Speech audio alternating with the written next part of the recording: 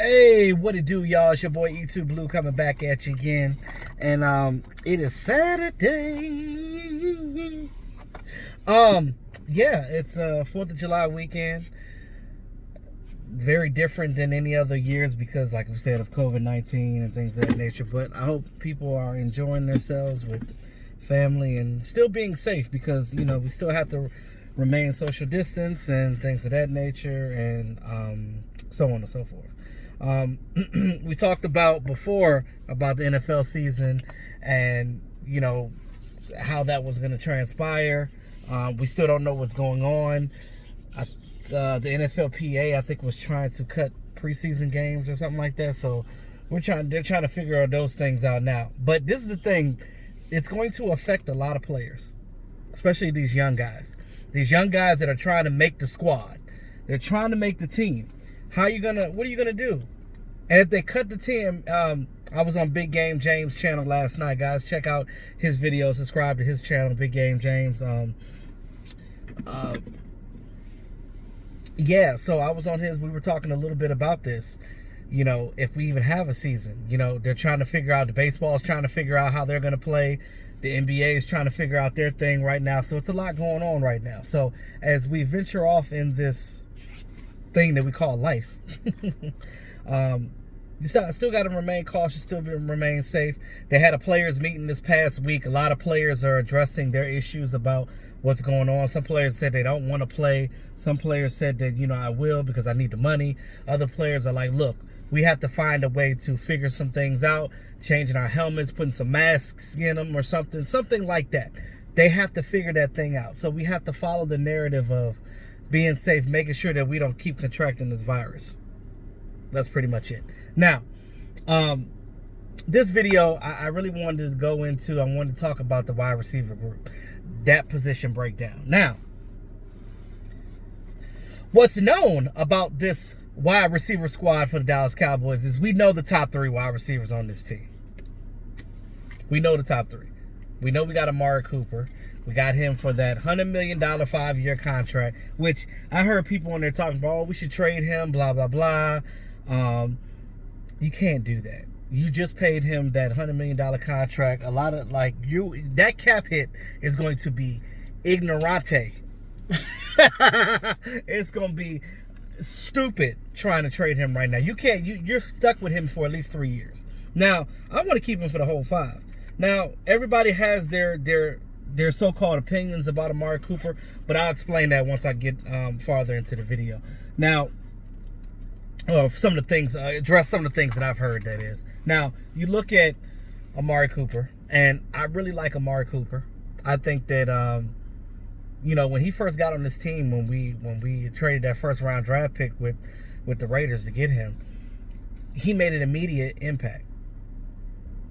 Now, you got Michael Gallup. Michael Gallup just finished his second year. Was it second year? Just finished his second year? Was it second or third year? Time go by, so I think he just finished his second year. But either way, young guy, a lot of promise, definitely a deep ball threat. Dak Prescott threw a lot of 10-plus yard balls to him. So, you know, he's that guy that you know, he's had some drops, but the whole wide receiver core had drops last year. But, you know, there's some other things associated with that I'll explain too. Now with our draft pick, our 17th pick in the draft, we got Cedarian Lamb. So Cedarian, CD, it's a lot of pressure on him right now. I feel kind of sorry for him because it's a lot of pressure, because it's like Jerry Jones was adamant about giving him the number 88. He wanted number 10, which was Tavon Austin's old number.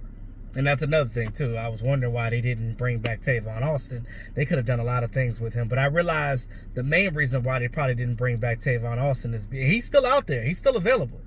And I think a lot of reason is because John Fossil, Bones, our new special teams coordinator. Remember, he was Tavon's special team coordinator with the Rams. Apparently, John Fossil didn't really like Tavon like that. For whatever reason, I don't know what the reason is. But I do believe that is the reason why they didn't re-sign Tavon. Because if Bones wasn't a special team coordinator, I'm pretty sure that Tavon would have been back on his roster. At least as a 4th option. You know what I mean? because he could play special teams and you can use him in the passing game as well. Now, outside of the top three that I just spoke of, who do we have? Now, you got guys that were here before, like Devin Smith. Devin Smith scored, I think he had like 5 catches for 113, 17 yards last season, and he had a touchdown. And one of those touchdowns was a 51-yard touchdown against the Redskins. It was a deep ball, running catch. So, I like Devin Smith. He kind of fell out of favor with this organization. I don't know why, but that's another thing too. But he's still here competing. Then you got Noah Brown, a guy that's been given a lot of chances but been injury prone a lot and really never played a regular season game. They like him because he's big like Dez Bryant. He's a big physical guy. Vintel Bryant, a lot of people don't even know who the hell that is, but he actually scored a touchdown for the Cowboys last year. He played a couple of games for the season, and he has special team ability. Then you look at Cedric Wilson, also a guy that got injured. Didn't really get a chance to show much, but he's a fan favorite. A lot of fans like Cedric Wilson. Then you look at John V. Johnson. John V. Johnson, a speedy guy, but had some of the oopsies as well. So, as I digress, outside of the last three, who do we really have? There's another guy that got signed a futures contract. I forget what his first name is, but I think his last name is Jones or something like that. We've never seen him. He played for the Steelers. So he had, like, I think 5 receptions for the Steelers or whatever. He played in spot duty for the Steelers last year. We picked him up at the end of the season or whatever, just for a guy for depth purposes to see what we can do. Because, they're always, player acquisition is 365, So they're always trying to find somebody to come out and, bolster the team, whatever they can do. Now, that's my take on that. Now let's go back to the top three. You talk about the top three, right? So Amari Cooper, a lot of people are down on Amari Cooper. Oh, his attitude seems like it's not there. If he don't get the ball in the first half, he disappears, blah, blah, blah. Let me tell you a lot of reason why this wide receiver core last year was basura. Now, yeah, the guys weren't catching the balls. They needed to be a little bit more confident. There were some throws that Dak Prescott was inaccurate on that he needed to change. But also, too, you look at Sanjay Lau, which is the main reason why he's not the wide receivers coach anymore. He was one of the first coaches they X'd out last season, at the end of the season. You look at Sanjay Lau, right? Apparently had big issues with Amari Cooper. Primarily, you remember that game, the Eagles game, when Rasul Douglas was all over Amari Cooper, and Amari Cooper was like, oh, we keep running these same routes, man. Can we switch it up? And he told Dak Prescott, he said, look, Dak, run this post. Throw me the 9 route. Straight to the post. Run me that 9 route. They're not going to see it coming because we've been running these stupid-ass other routes the whole game, and we ain't been doing what we needed to do. So Dak was like, I don't know. At first he was like, I don't know. I'm trying to do what the coaches tell me to do. And then he was like, nah, man, I got you, bro. I got you. Wide receiver, quarterback, bro. I got you. This is us. All right, bro. All right, I got you. I'll give you the hand sign, and I'll let you know what it is. So Dak Prescott signaled the play. Kill. Switched it up. You should have seen Sanjay Lau's face. What the fuck are they doing out there? And excuse my language, but that's basically what his face was. He was like, what the hell's going on here? So then you see it, and then Amari Cooper just gets the ball and burns the hell out of Rasul Douglas. That's that game where, he scored that touchdown where Dak Prescott hit him in the shoulder and it bounced off. It bounced off Rasul Douglas' hands, and then Amari Cooper caught it and still caught the touchdown. Now,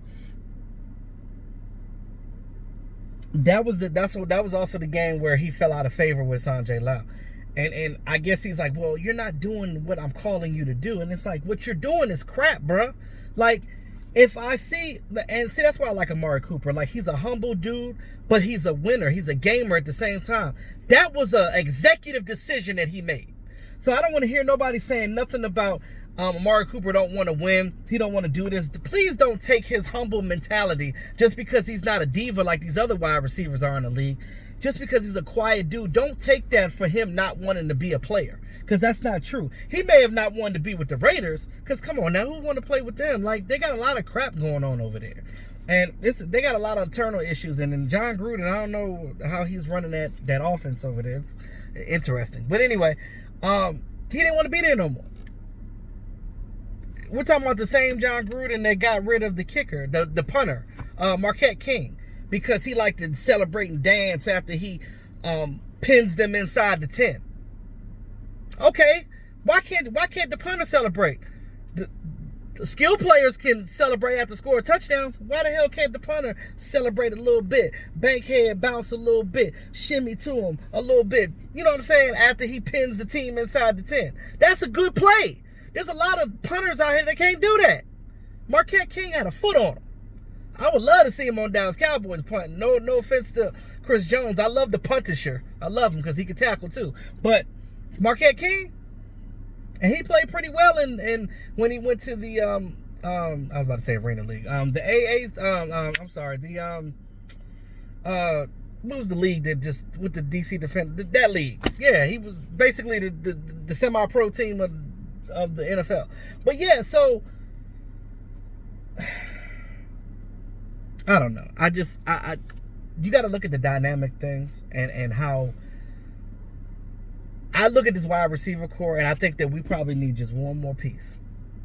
Who knows? If one of these guys step up, maybe we could get a speedster or whatever in there to shake some things up. But I really think they need to re-sign Tavon Austin back. That's my opinion, because I believe that this particular coaching staff can do something with him. But I know the reason why he's not here is mainly because of John Fossil. John Fossil didn't like him when he went with the Rams. That was the reason why he got traded to the Dallas Cowboys in the first place. I think that was the trade when we got rid of the little dude we had, not Cole Beasley, the other little guy that went to the Steelers. I forget his name. Not Ryan Shazier. Ryan Switzer. Yeah, Switzer. Yeah, when we traded Switzer off to it was like a three-way thing. He went there and then went to the Steelers. I don't know. It's crazy. Like, but anyway. And then we had got rid of Jihad Ward or whatever. That was during that time. That was when we were in Dallas. Actually, when it happened, we were in Dallas for the draft that year, which was awesome. I loved that. That was the most fun I had in Dallas, going there for that draft. It was amazing. That was the best week of my life. One of the best weeks of my life, I should say. But yeah, so let me know what you guys think about this wide receiver core. I think Amari Cooper is going to be really good for the Dallas Cowboys going forward. It's just that he's got to have winning coaches on his team, which is what we got right now. Like that staff that we had before was just not good for a lot of these players, because these players wanted to do different things. They wanted to switch things up, and I think that was when we had George Iloka too. I think that George Iloka would have been good if they wouldn't have cut him. I think they only cut him because of him trying to do different things against what Chris Richard was saying. But what George Iloka was trying to do made sense. You want to disguise your coverages on defense. Why the hell are we doing this? But, that's neither here nor there. I just feel like I'm just happy that we got a new squad now. But, again, this is all contingent on if we have this season. We may even get those preseason games that cut too, so we don't know what's going to happen. So as things come along the pike, we'll be talking about it. You'll hear me, all the other Dallas Cowboys YouTubers talk about it. So just stay informed, guys, and stop listening to some of that crap out there that ain't true. Those blogs out there that just clickbait. They don't give a damn. They don't care. Because me personally, I'm gonna give it to you straight up. I do my research, and I'm not gonna sit here and bring out no crap. I'm not gonna do that, because that's not what I'm about. So anywho, thanks again to all my subscribers. I appreciate you guys for all your loyalty. Hope everybody's doing good. If you're new to the channel, don't be afraid. Go ahead and click that subscribe button. Tap on that notification bell a little bit until it lights up, and you get these notifications from your boy. Because it's your boy E2 Blue. Always keeping it real. Talk to y'all soon.